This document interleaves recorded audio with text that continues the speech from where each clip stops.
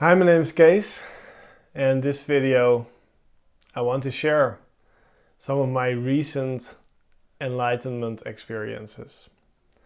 And I have to say beforehand that enlightenment is a big word, and I'll give my own interpretation of that.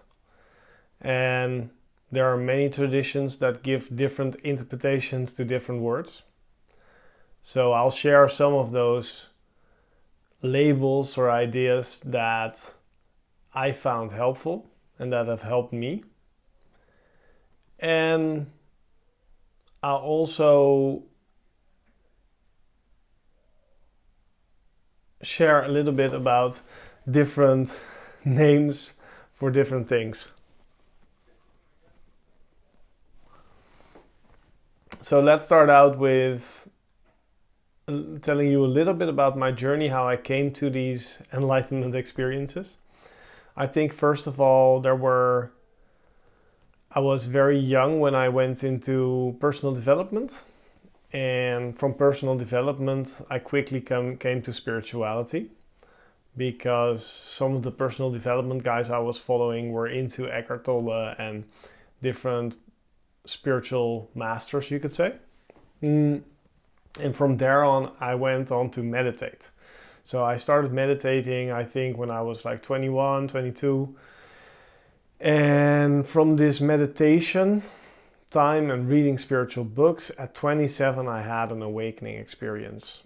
And that awakening experience, you could say, is the first level of enlightenment that I'd like to talk about. And that first level was what many people classify as a spiritual awakening.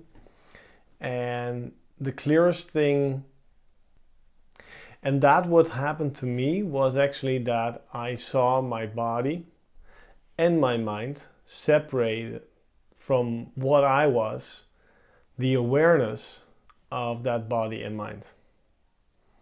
I noticed a sort of separation between that, and I noticed that if I would just allow the body and the mind to do, it would just naturally do, and it would naturally be a lot more efficient, you could say. So what I noticed in that moment when I had the spiritual awakening was that I basically saw my body get up, I saw my body go on the bicycle, I saw my mind come up with crazy thoughts, but I wouldn't let myself be taken away by those thoughts. I would just relax. I would just be okay, So I noticed this separation, and I also noticed that the best way to deal with my body and mind was just to let them be. That was the thing that stuck with me. And later I came to hear that in different spiritual videos as surrender or just be with whatever is. And that has been, let's say, the main thing I've done. In the 7 years after that spiritual awakening, I read a lot of spiritual books. I attended some retreats and seminars and also watched a lot of YouTube videos. And from that, I got a lot of knowledge, but I also at the same time practiced a lot. And what I did was I went into my past and did a lot of energy work. And what I did was I'll share some of the videos I have below, but on surrender and on the energy work I did. But the energy work I did was based on letting go of limiting beliefs. And a lot of limiting beliefs came up in that time. I noticed that there was a lot of anger, a lot of fear, a lot of pain inside me that wanted to be freed, that wanted to be let go of, that wanted to be not reinvested in, you could say. And that reinvestment happens through the mind. And so after 7 years of that, that energy work and that surrender, I noticed that, let's say, a short while into that the energy work had some downsides. That also cost a lot of energy for me, and also that it felt like an endless path. the energy work path felt like an endless path with no easiness ever coming, you could say. While the surrender was always easy. So at some point I tried to surrender in the energy work. And what do I mean with surrender is that I let my body and my mind free to move. That I would not steer my mind or body, right? I would just let my body do things that it felt needed, eat the food that it needs, do the things that they need, etc., etc., etc. And my mind, similar to that, I would just allow any thought and I would just be okay with anything that came up. Feelings, ideas, inspiration, etc., etc. And I would also say anything that I wanted to say, that really felt like I needed to say it. And I didn't have hard conversations, or I didn't shout at people excessively or in a strange manner. I didn't swear at people on the street. I wasn't becoming crazy. I was becoming clear. I was becoming relaxed. I was becoming easy. But at some point I noticed that the energy work was sort of the last thing that I didn't really completely let go of, was the need to work on myself in any way. So what I started to do was let go of letting go. Not trying to do energy work on myself, not trying to clear all my issues or patterns. Even though I cleared so much and I was feeling so much better, I felt that the energy work was limiting me more than freeing me. So I let go of that. And that was actually, you could say, the last straw. Because afterwards, I had, soon after, 3 months after, I had my second enlightenment experience, you could say. And I was in quite a crisis. I was living with my parents-in-law because the house I'm currently living in, the new house, was not done yet, and we had some legal problems with the house. So I basically just surrendered to that as well, not doing anything with that, just letting body and mind do its thing. And that worked out very well. But I was living with my parents-in-law for 2 months, and while I was there, I suddenly at one point realized, or I sat in meditation and I felt a little bit more empty. And then at some point I was lying in bed afterwards, after the meditation. I was still thinking and still in that meditation type of buzz. And my mind was clear. And I suddenly, something clicked inside my head. And I felt no identity. Like identity is gone. I felt really like, I feel like the inside of my body felt really, really empty. And then I felt like still a boundary at my body. And the outside also felt very empty. And it felt very light, very clear, very everything. Very, very light, as in a sort of white everything. And I had a lot of insights at that point, which was beautiful. One of the insights was that we're not individual consciousness, but we're collective consciousness having an individual experience. And also that the body-mind and whatever the body-mind is doing is like a chain reaction of that which our parents and our everything which has happened in our life and before, like since the beginning of the universe, is like a chain reaction coming to this point where this body-mind is doing what this is doing,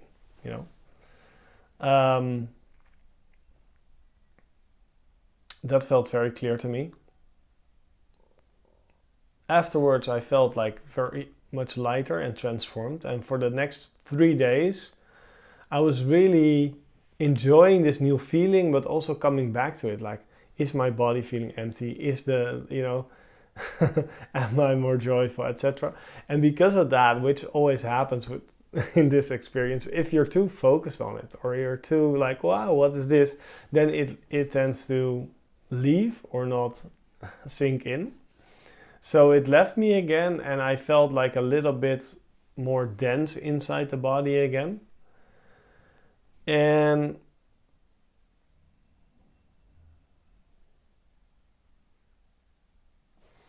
but then soon after, I was in meditation again, and yeah, I was, you could say, I was freed again from that dense feeling, and I felt empty in the body and the emptiness outside, and it came back and it sort of settled in. So it stayed with me for about a week and a half before I had my my third enlightenment experience. And I was coaching at that time. I was doing one of my coachings, and I was doing it together with my friend and business partner Fullness. And I suddenly felt the urge to meditate, and I was almost sort of getting into meditation in the session, but the session was almost done. So when the session was done, I ran to the toilet and I said to my friend, I need to meditate. And I was on the toilet, and I had like an intense energetic experience. And afterwards I felt all this bliss and happiness. And my reality changed to a sort of solid black dot in my solar plexus, right? My solar plexus, like down in my chest. And that felt like the one solid point I still felt. Like I didn't really feel a boundary of the body anymore, but I felt like a very solid point in the chest, and everything felt like nothing but blackness, nothing. And everything that I saw or that I experienced, it seemed like it arose from that one point in my solar plexus. That one point from my solar plexus was creating the world, you could say, projecting the world. And I did feel like slight separation, like everything felt black, but then there was a sort of shade of black, you could say, around it. So it did feel like there were boundaries, but not with me, and everything still coming from that solar plexus point. It's very hard to describe these states, but I'll try for you. Because I think it's important to share, because I think these states are often not talked about and made into something a lot more mystical than they might be, even though this sounds quite mystical maybe for you. But it's life, let's say. And afterwards, it did cost me like a little bit of like 2 weeks to sort of integrate that. And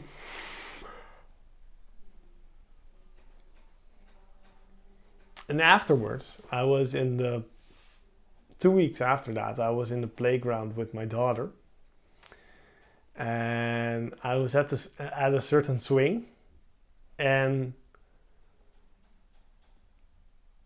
I noticed that solid point in my chest. I gave attention to that, and I felt that it wanted to fall away.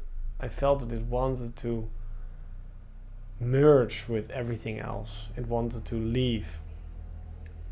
And I gave my attention to it, and it's sort of the everything of the lightness or the light, and the nothing of the darkness. So the second and the third enlightenment state, almost they wanted to merge, and they clashed.